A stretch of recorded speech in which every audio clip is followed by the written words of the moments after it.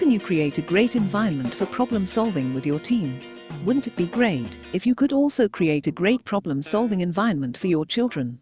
Our guest today is a quality guy who is always wearing a black belt and has a passion for helping others build their taller spaceships. He has delivered 2 TEDx talks, How to Teach Kids Better Problem Solving and The Cure for Lazy Leadership.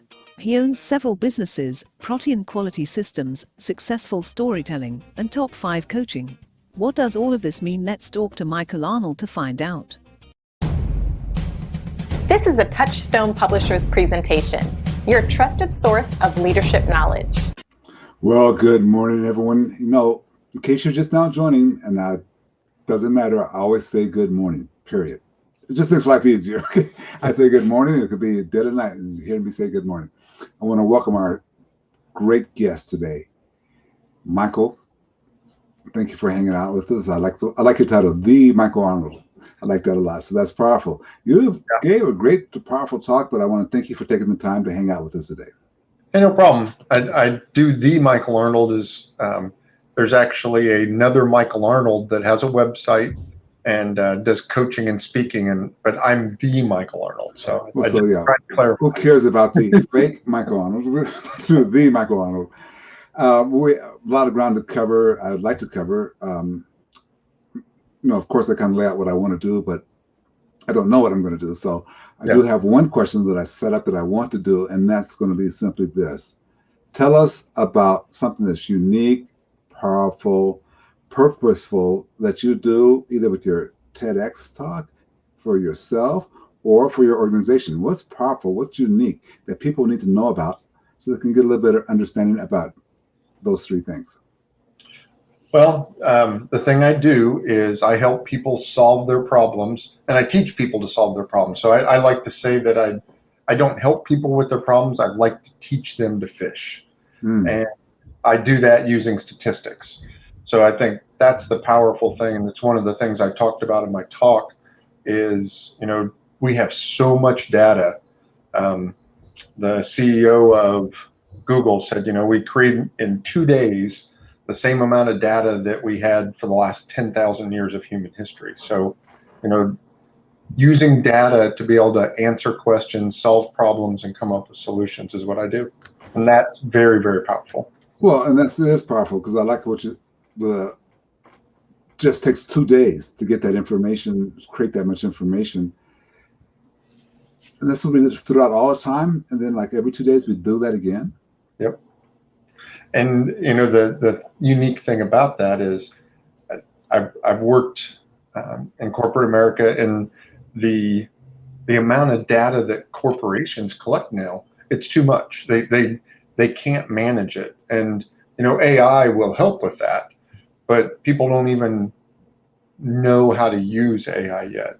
And once they learn that, that's going to become even more powerful. That's the truth.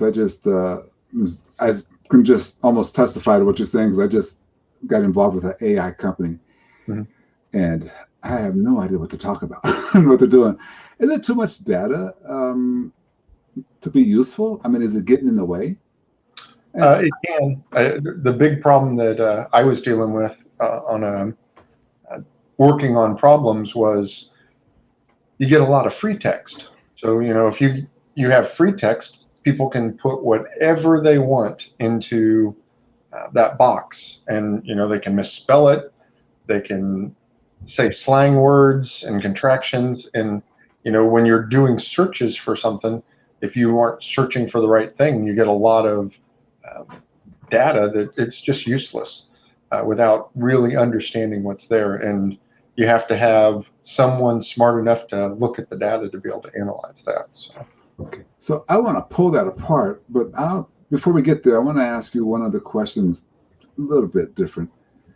Your journey to your TEDx, you've done 2, but when you first decided, okay, I want to talk about this, how did you decide I want to talk about this subject, and what was that like to get it to that TEDx talk? Well, it's kind of funny. I was working at a company, and the company, it was a great place to work, and it's really the whole kind of subject of my second TEDx talk. And it was just a great place to work, and then it became a horrible place to work. and it started turning me into not a nice person. And so I really tried to find something outside of work that was a passion and could help me do something that made me not just do work. I'd work 10, 12, 16-hour days, come home, eat dinner, break out my laptop and work even more, and then go to bed and start over and do that again. And when I was doing that, I started reading about leadership because it was a leadership problem that we had. And I started studying leadership. I met with a leadership coach, and she said, Michael, you have passion, you have great ideas. You need to write a book. You need to do a TEDx talk. And I'm like, really, me? And yeah, you. And I'm like, okay. So I'm still working on the book, but I was like, well, I'm going to do a TEDx talk.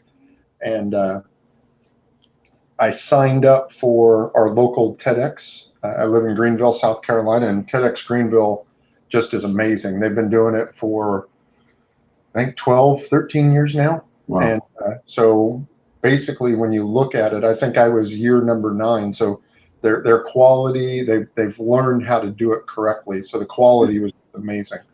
And they had an email. I signed up for the email, and the first email I got was an open mic night. And I'm like, well, there's my chance, And so I asked my wife, I was like, what should I talk about? And she goes, well, what do you talk about all the time? And I knew it was going to be something around problem solving.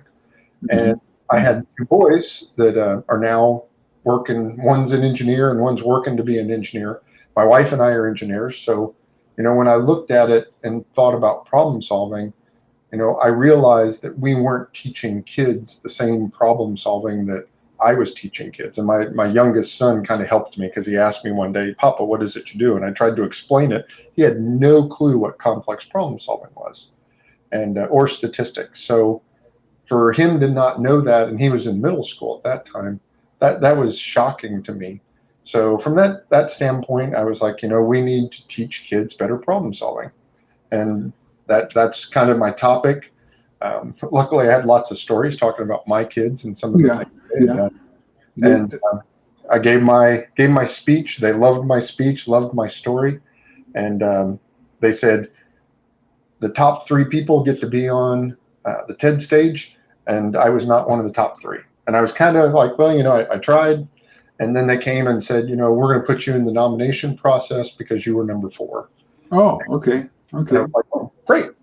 And the number 1 person, she changed her topic. They didn't like that, so she dropped out. And I don't know whether that's how I finally got onto the stage. But I think one of the things is it was a professor that was a curator, so he really liked my topic because college kids and had seen some of that. And it happened, and I can still remember the day when I got the email. It was the coolest day. So. I have to ask you because I've never heard of a TED Talk, or was it, doing open mic night. Did you have to bring your own audience in? I got several questions about that because that's a good way to do it. Well, yeah, and that's exactly the girl who won. She brought an audience. I mean, she's has her own company, and everybody from her company was there, so she got the most votes that night. I brought my wife. I just poor planning on my part. Oh yeah, so come on, be my back. Although I enjoyed having my wife there. Yeah, good save. No, yeah, so I got to cover it. But it was a great experience, and just the whole journey was awesome. And the day of was just amazing, and I learned a bunch. I spoke with some amazing people, and I still keep in contact with them and talk with them. So it's just an amazing organization. And, I always have helped my interns and co-ops at the different places I've worked with their resume and trying to learn job skills, talking to them about where they want to go in their careers and kind of giving them some coaching advice. And one of them knew I gave the TEDx talk. And so when Clemson University had their TEDx event, she recommended me, and I came in. They were like, what are you going to talk about? And I'm like, well, I'm going to talk about how we have to move away from command and control leadership, which is what really kind of ruined the organization that I was doing my complex problem solving on. And it also made it where if you don't have good leadership, it's hard to solve problems. And so that's true of companies all over the world. So that was my second talk. And they loved my topic, thought the students should hear that.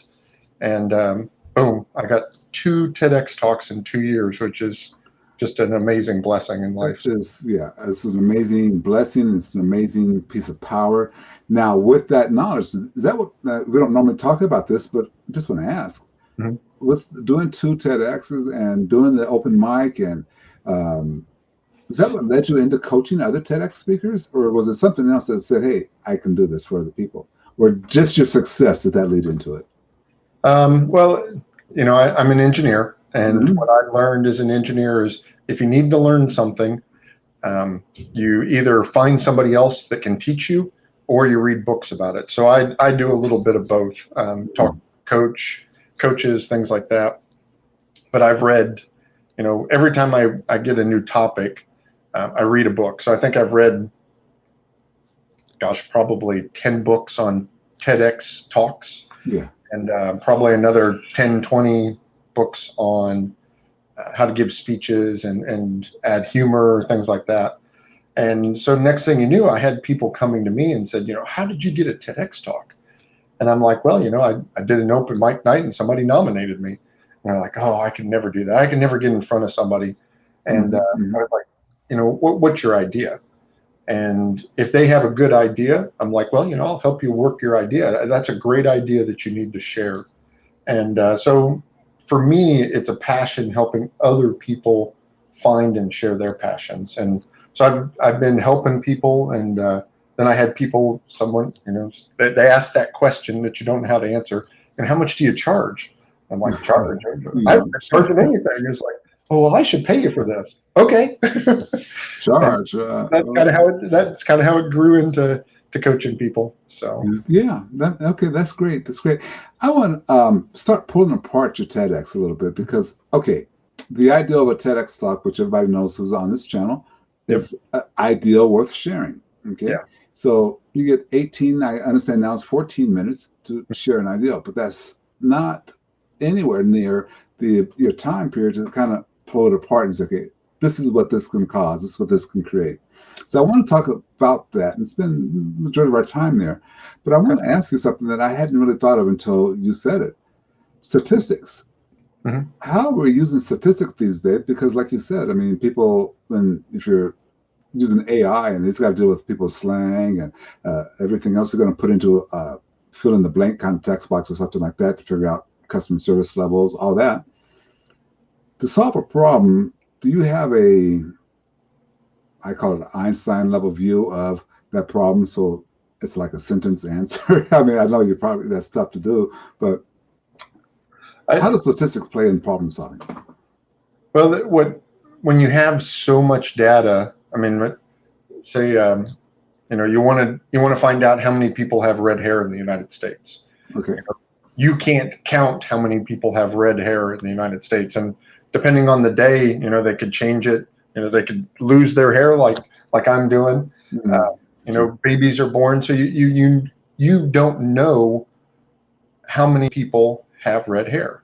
Right. So the whole idea of statistics is you pull a sample from the population, and it has to be statistically significant. So it has to be enough people that you have minimal error and risk of being wrong. But you basically pull that sample and you count how many people in that sample have red hair. And that's the power of statistics, is then you can look and compare your sample to your population and see if that actually works or not. And then that's the power of that. So when you have all of that data, especially when you're solving a problem, if you see you have a problem and it's a big problem, it's actually much easier because you can pull a sample and normally find that. But say you have a 1% problem. Well, I have to look at 100 parts to potentially find one bad piece. So do I need to look at, 500 pieces to find 5 pieces or not. You just don't know. So that's where statistics and sampling comes into play when you're trying to solve problems, and looking for those clues. And that's what I like. It's a detective. I'm Sherlock Holmes trying to find the root cause of the problem, and statistics is a powerful way to do that. So statistics will kind of point out to you to kind of say, okay, here's a group of 1,200 samples, mm-hmm. and of that 1,200 samples, 100 of them are this. Yeah. And now you kind of know there's a problem to solve. Yeah, and a good example is I've just recently worked on a problem, and I like to think of things in distribution curves. So, the normal distribution curve is you got some good parts over here, I'm staying here. Got some good parts over here, some bad parts over here, and then you've got a bunch of good parts in the middle. So when you're looking for the distribution curve of things, a lot of times you'll see this little curve over on the end that just doesn't fit into the rest of the data. And sometimes that's the clue of what is that special cause that's causing my problem. And that's what happened recently. Is there was a shift in the data. So I saw one of those little bumps out on the end. And when I saw that, I knew that I had a special cause that was out there. And then digging deeper into the data, I could see that those parts were related to a shift in the data. So then I knew I was looking for some way for the data to shift. And I started looking at the process, and I saw that, the parts could shift if this happened. So I set up a GoPro of all things and just watched the process. And lo and behold, we solved the issue and had to determine what was causing it. But then when we did, we were able to fix the problem. And I mean, it was one of those, I follow the 80-20 principle, 20% of the problems out there cause 80% of what actually is a problem. Yes. And so from that standpoint, that ended up being one of those 20-80 things. When we fixed that issue, 80% of the problems went away. So just very powerful. Okay. Question about you. Okay. Six Sigma? You're Six Sigma person? Lean Six Sigma? Not so much lean. Lean and Six Sigma kind of get lumped together a lot. Too much, yeah. Lean is really the service, yeah. Toyota production system, yeah. and the efficiency, improving the efficiency of processes, things like that. Six Sigma is the statistical problem solving side of that. So I do Six Sigma. I started with a methodology called Shannon. Shannon was invented by Dorian Shannon, who actually was a peer of Deming and Duran and some of those guys back in the day. Okay. And Six Sigma is, the rumor goes, Six Sigma is based on the stuff that Dorian was doing with his company. No, it's based on stuff that Deming was doing. Come on. We're going to have a good old debate about that one. Yeah. No, I asked that because when you said you used your GoPro to help isolate the problem, that's a lean solution, isn't it? Yeah. Well, I think that's an undervalued tool for problem solving, whether it's complex problem solving or not. Visualizing and watching something is very, very powerful. And, if you have a big problem, you can watch it. If it's a small problem, you may not be able to do that because it may happen so infrequently. But I've seen very small problems where I've watched a process and I've seen that something doesn't look right in a particular station. And it doesn't happen very often. It'll make a bad part, but you can see that it's not right. And there was a press that came down and was pressing something in, and you could see that it was like doing this number, and every once in a while it did this number and it created contamination in a part.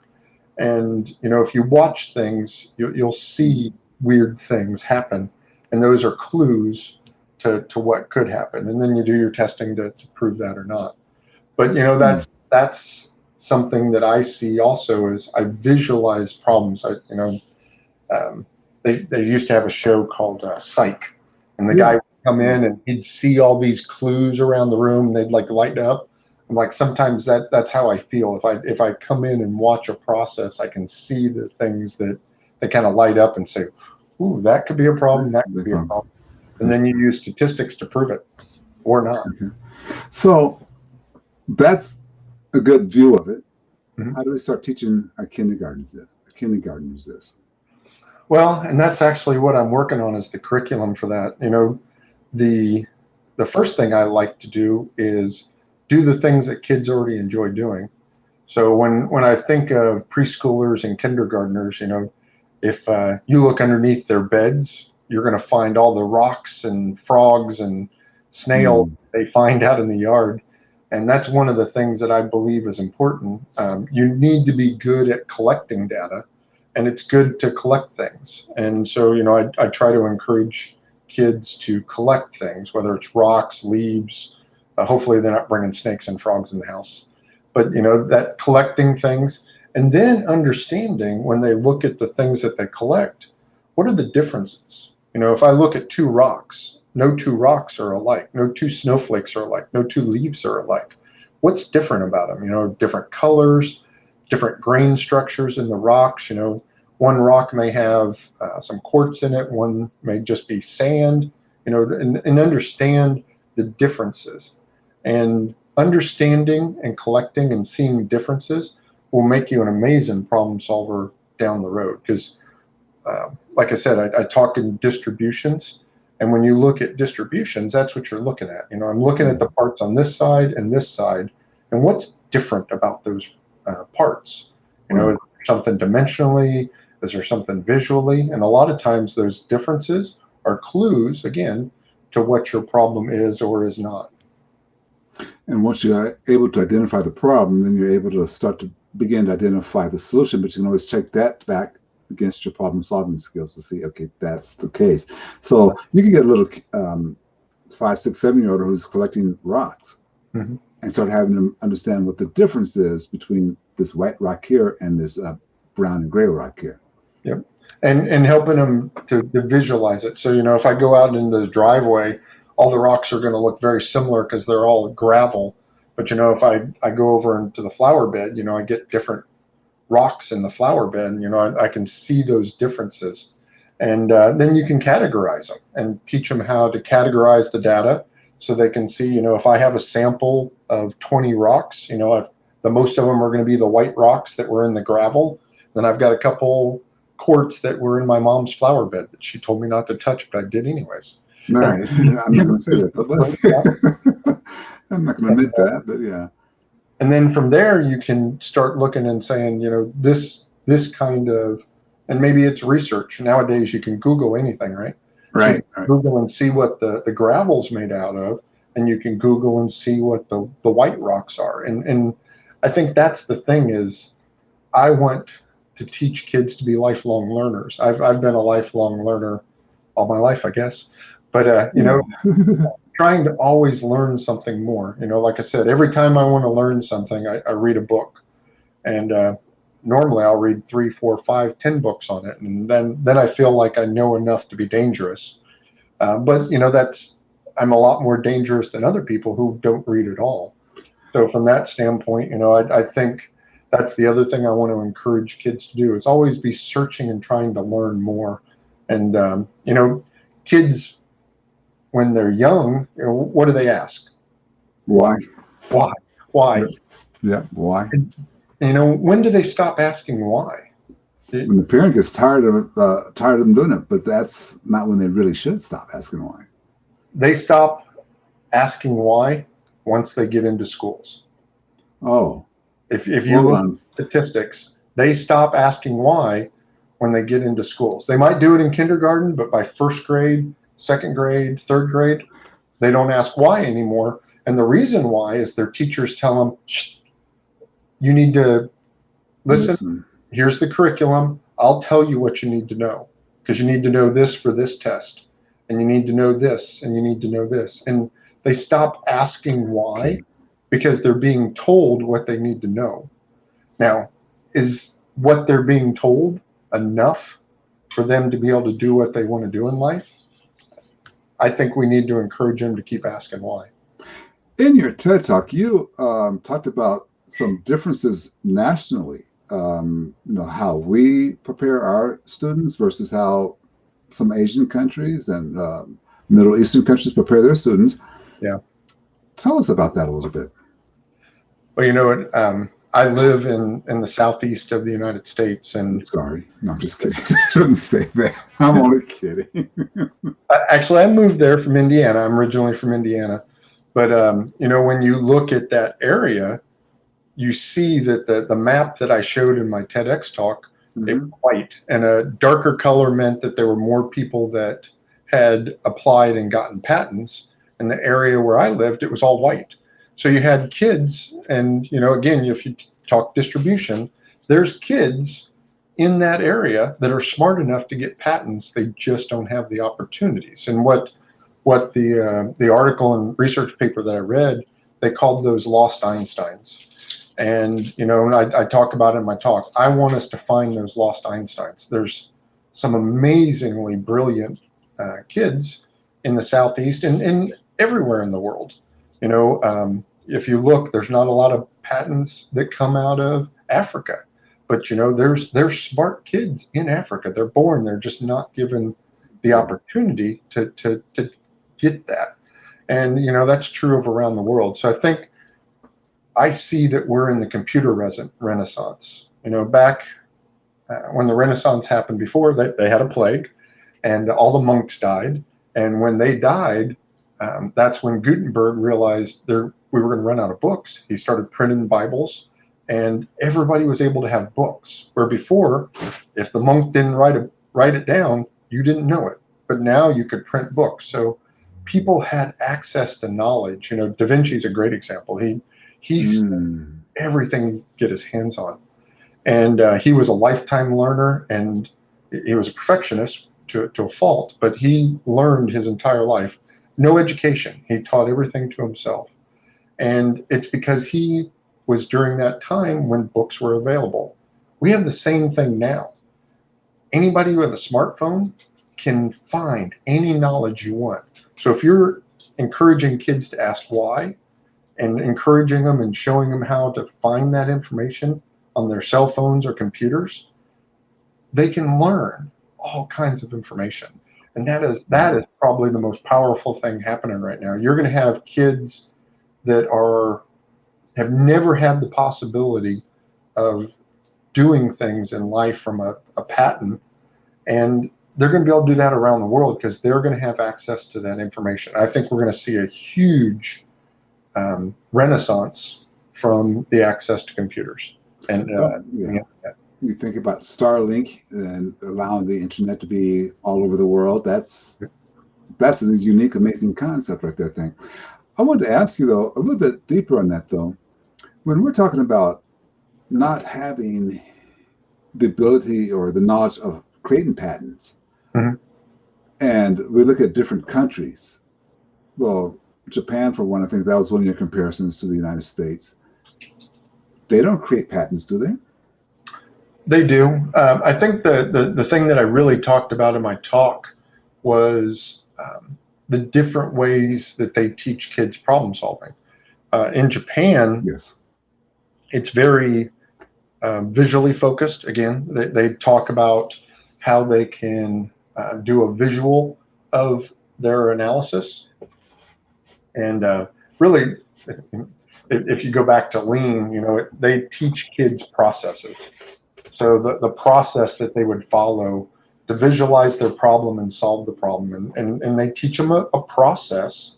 And that's what I'd like us to do, is teach a process. And in my opinion, something like Six Sigma, like the DMAIC process, where you define the problem, you figure out how you're going to measure it, figure out how you're going to analyze it. Once you figure out your root cause, how you improve it, and how you control it. I mean, that's a simple model that Six Sigma provides. And, we teach kids how to solve the problems that we give them. We say, here's your math problem, solve it. And they either get it right or they get it wrong. And to me, I think it's good to give kids a problem that they have to define, figure out how they're going to measure it, and analyze it and solve it. And then if they get it wrong, that's okay. They learn from that. We don't learn anything from success. We only learn from our mistakes. Okay, hold on. I'm going to stop you there because every now and then I hear what I call a writable moment. But I want people to turn around and not tweet it, but write it down. I think that's a writable moment. We don't learn from our successes. We learn from our failures. Yeah. And some people don't, but some people don't, but children will if you don't penalize them. Right. And that's the thing I think also that stops kids from learning more in school is that right there. I think that's another key moment. Penalizing kids. If they don't get the answer right, they don't get a good grade. And I know as a parent, I spent time penalizing my kid because he didn't get the grades that he was supposed to have. And I knew he was smart, but he wasn't being challenged. And when he wasn't being challenged, he'd get bored and he'd get in trouble and check out. Yeah. And so I think that's one of the things that I learned as a parent, which is my next TEDx talk. I think we need an organization like all of the lobbying groups that we have across the U.S., the NRA and the ACLU, they lobby for these laws and everything. Parents don't have that. So if you really look at what parents have, they have PTO, PTA, which is more there to support the kids, not necessarily to improve the education system. And I think there needs to be a national organization that parents sign up for when their kids join the school, and they lobby and donate money to, so that they can lobby our U.S. government to improve education. We're using the same education system that we created over 100 and some years ago, and today it's not doing what it needs to do. Well, I don't want to go down that divide, but I think that we don't do what we did 100 years ago. Exactly. We don't have gym, we don't have music, we don't have art in schools. Right. So just to start, but we won't go down this subject, not too deeply anyway. Yeah. So just, I guess I'm a little bit confused then on the process of saying, okay, you're working on it though. The process of saying, okay, kindergarten, here's how you problem solve. Yep. Or here's a better way for me to think about it. A parent is a leader. Leaders are parents. Okay. How do we create that safe environment for problem solving? Number one, I guess we don't penalize, but what else do we do to help kids and our team of direct reports better problem solving skills? Well, one of the things that after I get them so that they're collecting and visualizing and categorizing their data, then I want to start giving them projects or problems that they need to overcome. A good example is a friend of mine is a music teacher, and every year she gives her students just a box full of junk and says, we're going to have a concert with this box full of junk. Figure out how you can make some instruments from this stuff. So they have to figure out how to take this box full of junk, turn it into musical instruments so that they can play them. Great analogy.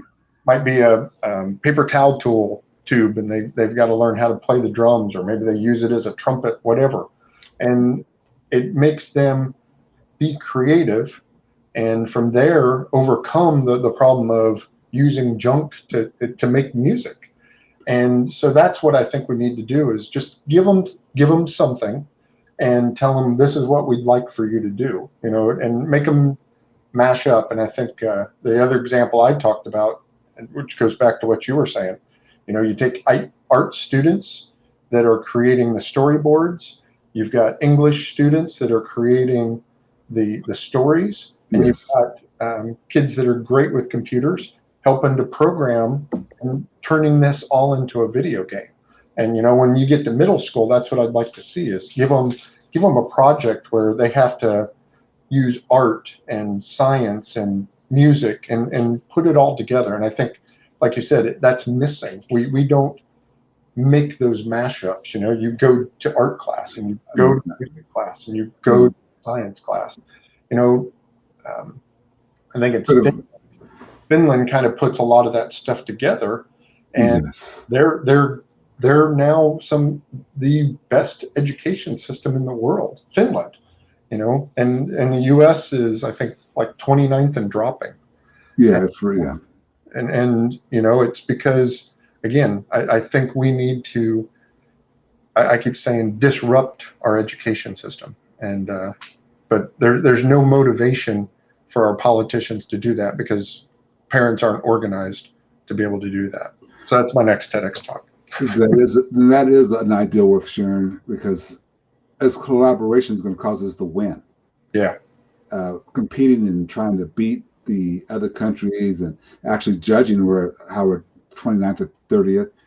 If we want to get back toward the top, we got to start collaborating with each other. And yeah.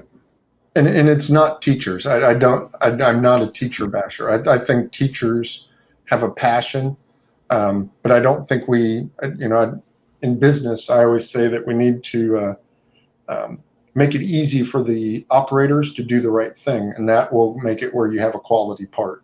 If you give them the right tools, the right equipment, operators want to do the right thing. You know, 99% of the time, you always got that one guy that doesn't. Right, that doesn't. But I mean, as a rule, I think you're right in that. That's where this applies to leaders in the workforce. Mm-hmm. You know, if we're just talking about your workforce, but not just as a parent. That's where this applies, because 99% of the people want to do the job. If you tell them what the rules are and what's expected of them, then get out the way. Yeah. They'll problem solve it for you. And teachers are the same way. I think if we let them teach the way they want to, and some teachers do, but you know, they're probably the exception rather than the rule. I think a lot of them, you know, they follow the rules, but again, you know, if we took a sample of teachers, you know, which ones are successful and which ones are not, and you know, they talk about rewarding the successful teachers, but to me, if there's a successful teacher, what we do is we understand what that successful teacher is doing and have them move into roles of showing other teachers what they're doing to be successful. Don't punish the other teachers. Let that teacher be the leader and say, you know, here's what I do with my students, and share the ideas that work, and then let teachers do it and not have to worry about tests and results. And that's how we problem solve. That's how we teach kids to problem solve. Exactly. Love that. Yeah, I got to admit that it came together for me. I had it coming together in a different way, but right there, it just came together. The analogy was so perfect. The music, you know, here's a box of junk. Let's create a band. Yeah. That's problem solving. And in high school, you know, it's a very short TEDx talk where a gentleman, I can't think of his name, but he said that we needed to move away from calculus to statistics being the top of the math pyramid. And, you know, I'm an engineer. I had to take 3 or 4 years of calculus, which is why I'm not an engineer. So. At least 2 years of calculus that I took. And I think I've used calculus once or twice in my 25 plus year career. But I use statistics and have used statistics almost, now I use it every day. Before I was using it at least once or twice a week. But calculus I never used. So why are we not teaching statistics and making kids learn statistics in high school? And to me, you teach it to them all throughout high school. And, you know, it's important to understand statistics and how statistics can be used to lie. Yes. To sell. You know, I 50% off sale today. Well, yeah, it's 50% off of the price that's the manufacturing price. Well, yesterday, you know, that price was $1. Today you raised it to $2 and you gave me 50% off. It's still $1. And it's still a lie. And it expands so much further than that. Oh, yeah. Yeah, that's a perfect analogy for it there again. 50% off of what? Exactly. Okay. When you were talking about statistics earlier, I was thinking about how we poll in elections. Mm-hmm. You know, sample poll 1,200 people. Okay, well, is that really a large enough sample? Mm-hmm. Well, 2016 it proved not to be, but 2020 it proved to be. Yeah. So how does that work? I mean, Well, and they always show it, this person's 3 or 4% in the lead. Well, then you see that the error on their sample is 5%. 5 plus or minus, yeah. Yeah, and it's like, okay, so you got at least a 5% error, and they've got a 4% lead. They don't have a lead at all. I mean, No.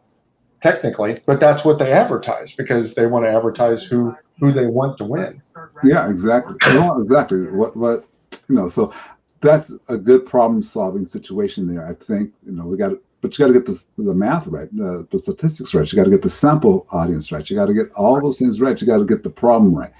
So I fully now can think, okay, let's put this in kindergarten. Here, kids, it's snowing outside. Solve a problem for us to have a good day inside. Yeah. Excuse me. Small area. Okay, let me ask you this. So I'm going to push this. I want to be really respectful of your time, and I see we're starting to get to that hour time period, which wasn't planned for, but I appreciate that. When you did your TED Talk, which one came first, the leadership one, or I think you said the problem solving one. Leadership. Okay. That was my first talk. But again, like I said, I started with my passion, which was problem solving, and I'm a father, and that's something that I value as being a father and raising my kids so that they're good, upstanding adults. Good, upstanding, problem-solving adults. There you go. Yeah. So I ask that because I'm curious as to what are you doing right now that the TED Talks caused you to do that continue to help people. I mean, I like this complex problem-solving training and coaching. Mm-hmm. But I'm putting words in your mouth by accident there. But what are you doing right now to continue to help people in this area or that area? Well, one of the things I did is I've been working in corporate America for most of my career. And this year, I quit my job and started my own company. So I'd been doing speaking and training outside of work. And now it is my work. And, I help companies solve problems, which I've done as well in corporate America, but now I can help companies solve their biggest problems, where before I was helping my company solve their biggest problems, but after I solved so many problems, I was solving little problems, and I enjoy solving big problems. And so that's what I do now.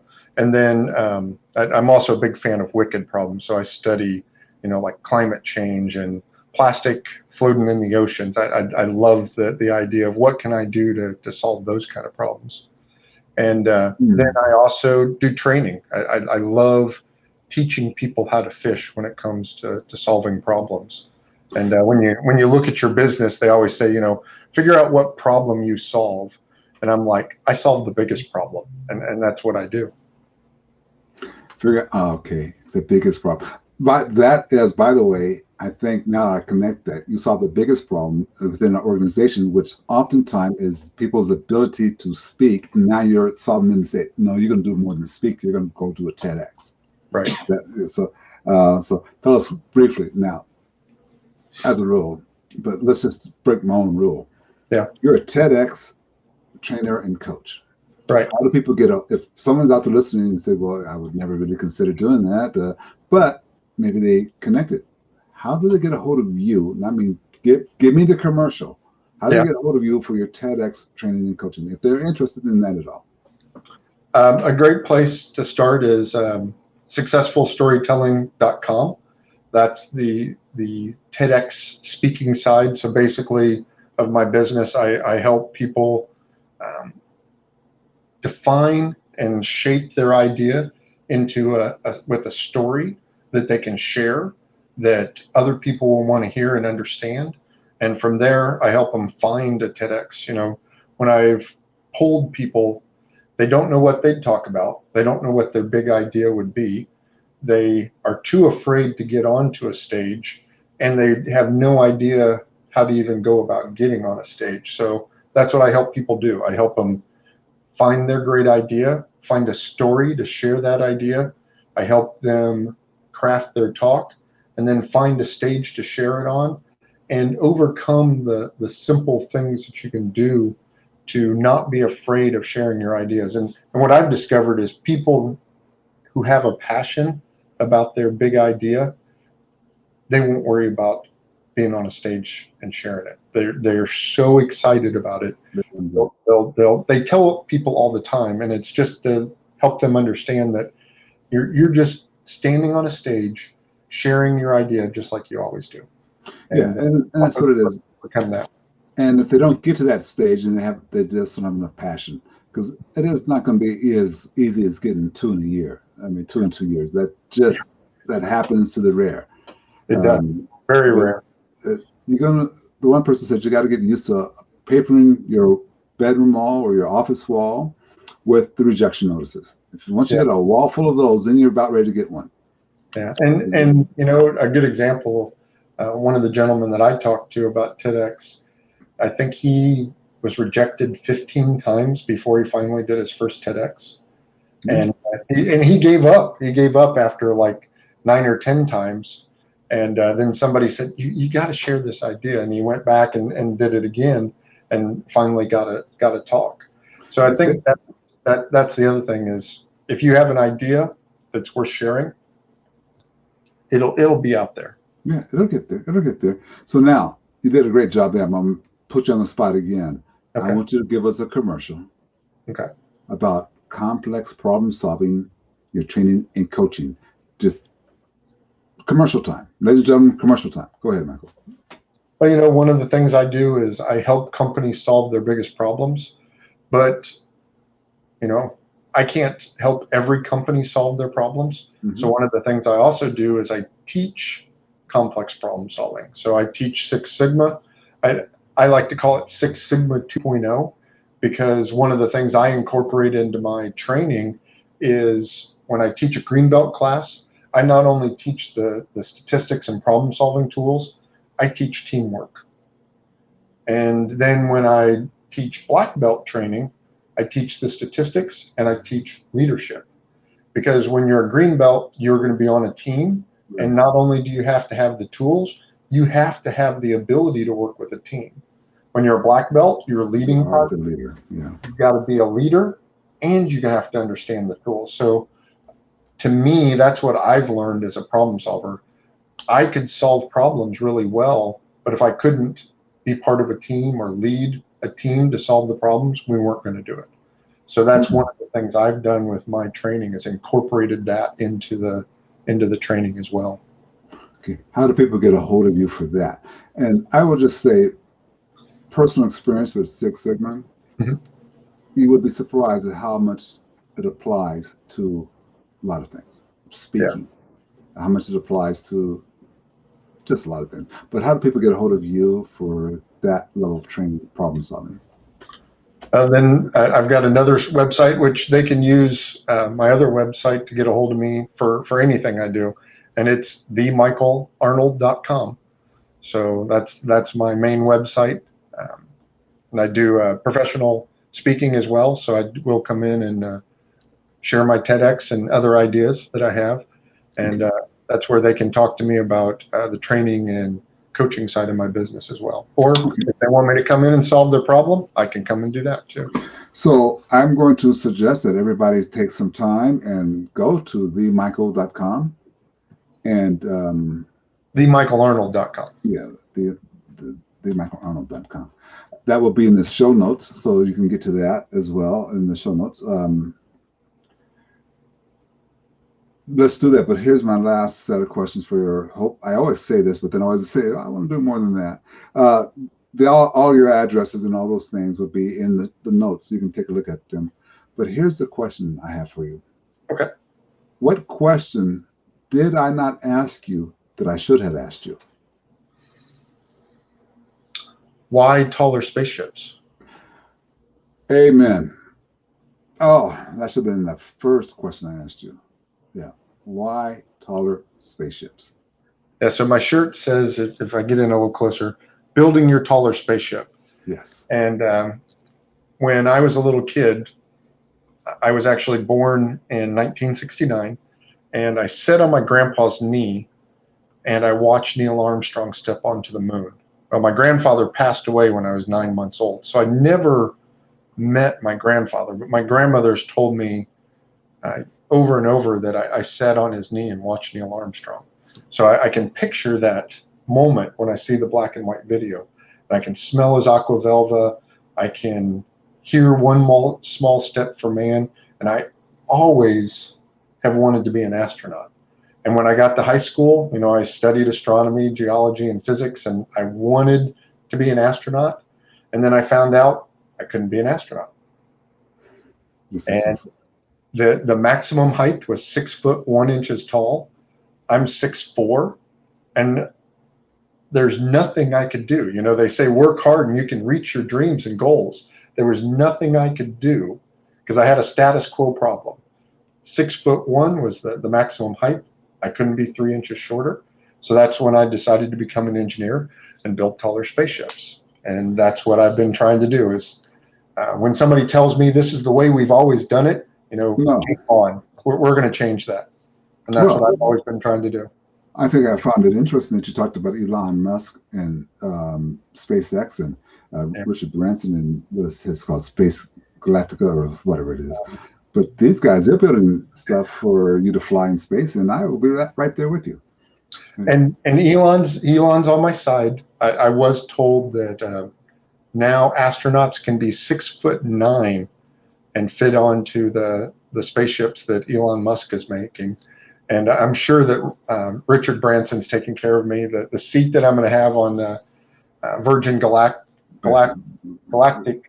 is going to be tall enough for me to sit on when I go to space. So I just have to come up with the $250,000 for a ticket. So that's about it. Yeah, but that's great. So yeah, I can't believe I didn't ask that question. That was a question that when I saw your TED Talk, wait a minute, building taller. I can't believe I didn't ask that. No problem. I just absolutely want to say thank you for taking the time. It's an important subject, the education of our kids and giving the freedom for our kids to grow and giving our freedom to the team to solve the problems. But if you need help, you know where to go to, themichaelarnold.com and get a hold of there and go from there. I think everybody will find that worthwhile. So thank you very, very much for hanging out with us today. I cannot begin to tell you how much I appreciate it. And no problem. I enjoyed it.